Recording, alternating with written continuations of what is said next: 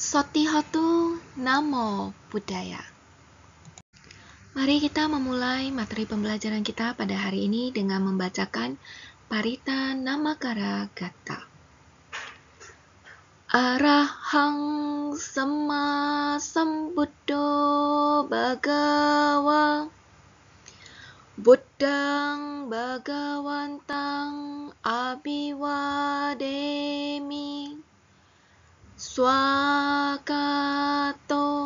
Bhagavata Dhammo Dhammang Namasami Supatippano Bhagavato Sawaka Sangho Sanghang Namami.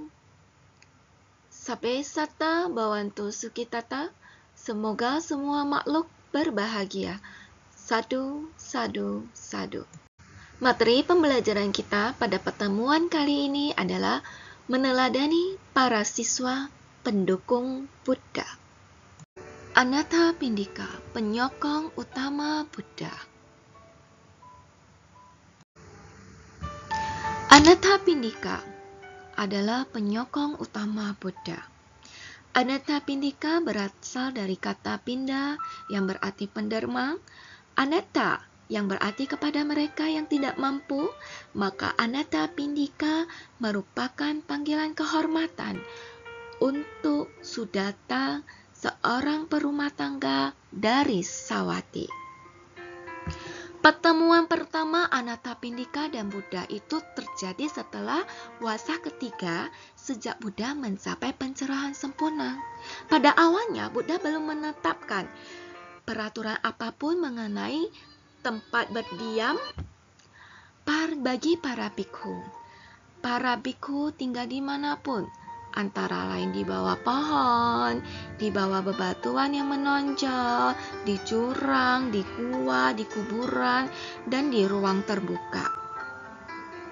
Ketika Anathapindika melihat cara hidup para bhikkhu, dengan izin dari Buddha, Anathapindika mendirikan 60 buah tempat tinggal bagi para bhikkhu.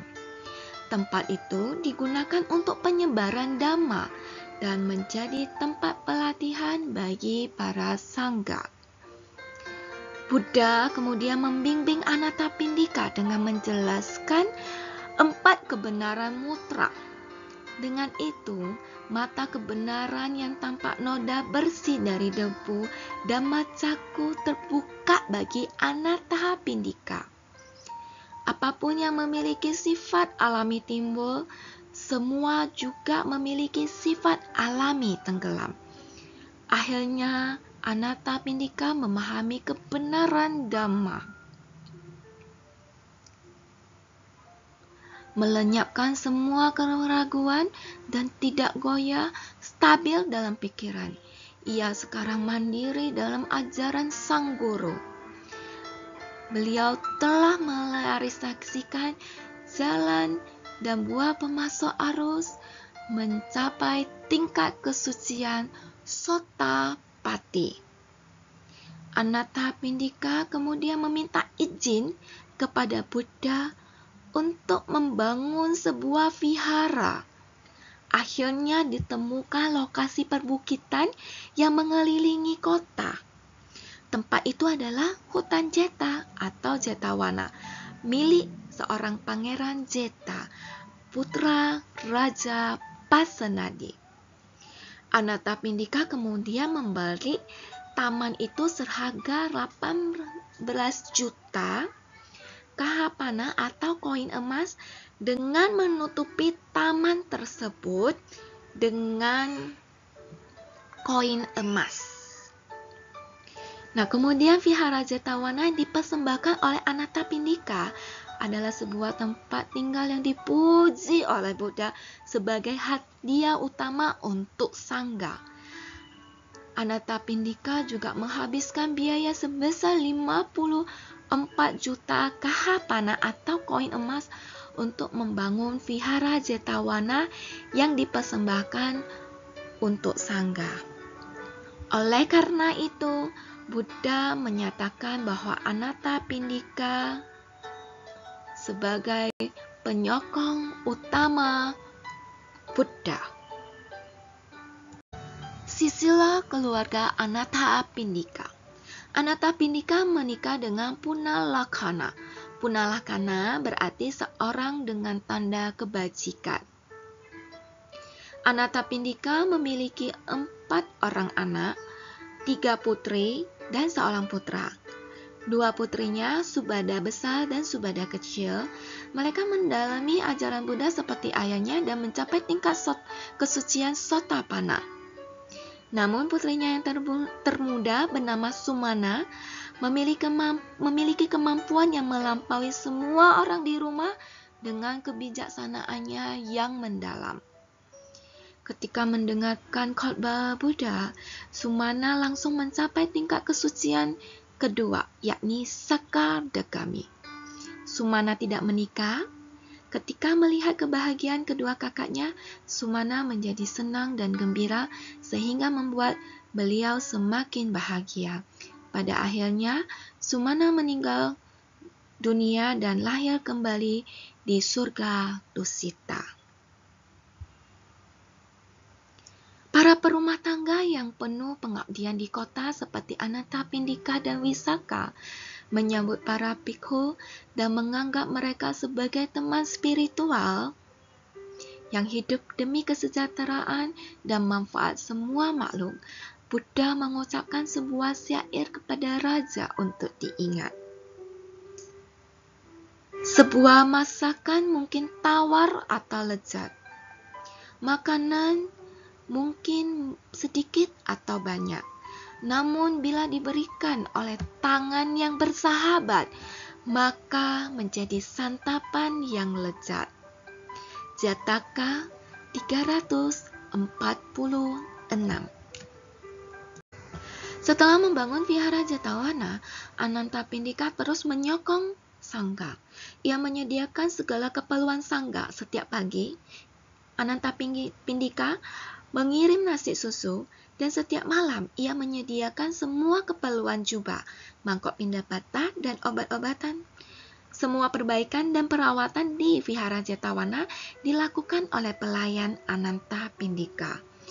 Beberapa ratus bhikkhu datang setiap harinya ke rumah yang merupakan bangunan bertingkat 7 untuk menerima santapan siang.